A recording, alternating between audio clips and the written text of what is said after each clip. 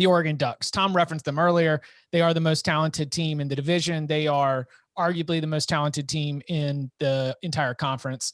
Mario Cristobal has upped the recruiting in a major, major way. And that is one of the big talking points here as we go into the spring practice, because we've got Ty Thompson, one of the highest rated quarterbacks to ever be signed by Oregon, and he's on campus. He's early enrolled. He's going to be a part of the spring ball battle going up against Anthony Brown, the 6th-year senior, formerly of Boston College, who didn't really, obviously Tyler Shuck, the starter for much of the year, but we saw Joe Moorhead near the end of the season, conference championship game, and then especially in the bowl game, really build out some Brown-specific packages. And so I'm very curious to see what Joe Moorhead, an offensive coordinator that we have high regard for, what he's going to be able to do with a full spring practice, off-season workouts, 2 quarterbacks who can be very competent. And listen, the reason why it's so exciting is because there's a lot of other places where this team looks like it's ready to for real make a run.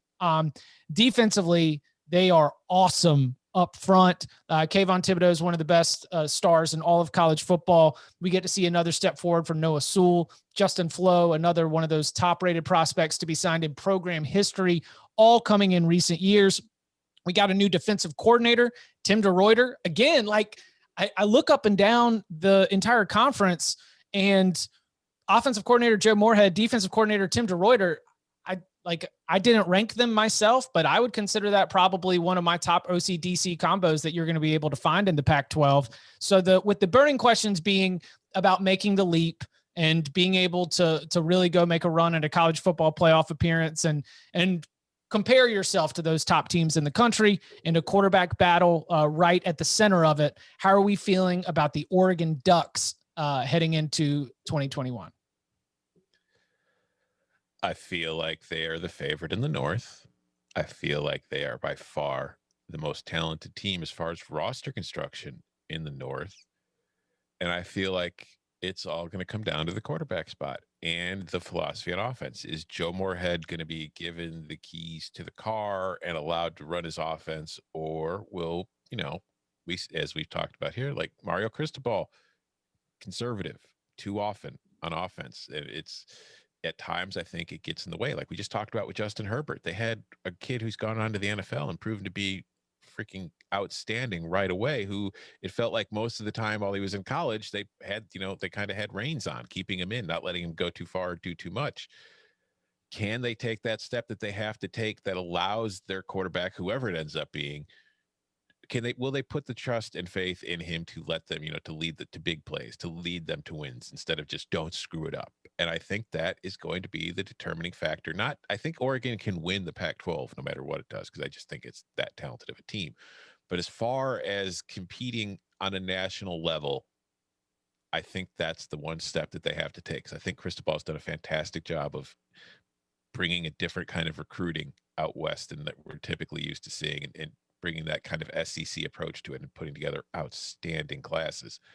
But they still have to take that next step in offense. So that's what I'm going to be watching this spring. I'm going to be watching that QB battle, and I'm going to be trying to get an idea of what they're going to be asking them to do. Yeah, I have some concerns about the Oregon defense a little bit. I echo, I guess, first Tom's concerns about the offense. Although we used to bang on Mario Cristobal a lot for his offensive approach. Kind of coaching like a defensive coordinator in a sport that is becoming ever more explosive. God, I feel like we say that a lot in the Pac-12. Like you think a Pac-12 is wide open. It's not. It's like the most regressive conference out there as far as that stuff goes. Jimmy Lake, they got better. Mario Cristobal, like there's a long list here. Yeah, I mean they did get better as far as not trying to run the ball every first and second down, particularly as the year went on. They started out doing that quite a bit, and then as the year went on, I thought they did a better job of opening up some. So I think there's some evidence of kind of evolving there as far as their offensive philosophy. Look, Ty Thompson is a really good quarterback prospect. It's one of the highest rated quarterback prospects that we've had. Look, we saw Tyler Shuck transfer out. Now you might think that's because Anthony Brown's going to win the job, or you might think that's because Ty Thompson's going to win the job. I think he probably read the room and said my odds of this aren't great, and he really wasn't great last year. I think the odds are good. I don't know who it's going to be. I think Thompson is a pretty good shot, but I think the odds of them having at least decent quarterback play are pretty good. They need to get a much better receiver play. Last year, the receivers were really nothing special at all. As a result, they didn't throw to them. I mean, they were 113th in percentage of passes to outside receivers. They banged the tight ends in the backs and the slots a lot, but nobody really was scared of Oregon, on the outside last year. You get the whole offensive line back. I mean, that's pretty solid. Defensively is where my real concern is, though, because you lose Lenoir, you lose both your defensive tackles, both of whom are pretty good players, by the way. Like Jordan Scott was a really good college player for you, and then Austin Philo was not bad at DT. So they got to replace both those guys inside. I have little concerns about the defense, but I agree with Tom. Like, in spring, I think these guys need to be the North favorites for sure. Clearly North favorites. And I think the difference if they're Pac-12 champs or if they're national championship worthy depends on the quarterback position. I'm totally in agreement. I think it's going to be Ty Thompson. And if it's not, then I see them as a 10-2 team who, contends for the Pac-12 title, is pretty good, but they're not great. I don't think Anthony Brown is the quarterback after watching what he did at BC and seeing what else he's done. I don't think he's that quarterback. Ty Thompson could be.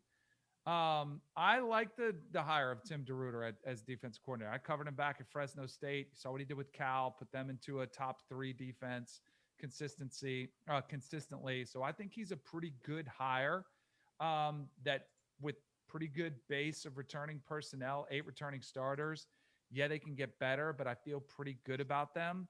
So, I think Oregon and USC are kind of the teams to watch out for in the Pac-12, and barring any surprise, I would say Oregon's going to be the team from the North without question, because it's hard to find a team that really is going to give you pause and say, well, maybe it's this team. I think it's going to be Oregon. It's just a matter of, again, the question every year around the Pac-12, is it going to be, are you left out again because you're not great? And unfortunately, I think that's the question I'm going to be asking ourselves unless something special happens at quarterback. Yeah, I think if you're an Oregon fan, you probably don't want Anthony Brown winning the starting job. You could start the season. The season starts tough. If you don't want to throw Ty Thompson right out there at the beginning, you could do that thing where you run a little like 2 quarterback, shenanigans for a couple games, and then Thompson ends up winning the job, takes over and runs with it. Yeah, because I got nothing against Anthony Brown. I just think that there's a ceiling as to what you could do offensively with him. Like, it's not all that different to me than what we kind of saw with Joe Moorhead when he was at Penn State, where with Trace McSorley, who I loved, but he got the absolute most you could get out of Trace McSorley, but it still became a situation where no matter how talented the rest of Penn State was, when they got up against the Ohio States or any other elite team, they were going to be at a quarterback deficit. And I feel like that's kind of a similar situation that they would be with if Anthony Brown, their starter, was at least as an incoming highly rated freshman. And again, we don't know, but Ty Thompson at least presents the ability or the illusion that there could be more. So if he wins the job over the spring and the summer going into fall, I feel like that's a good sign for Oregon this year.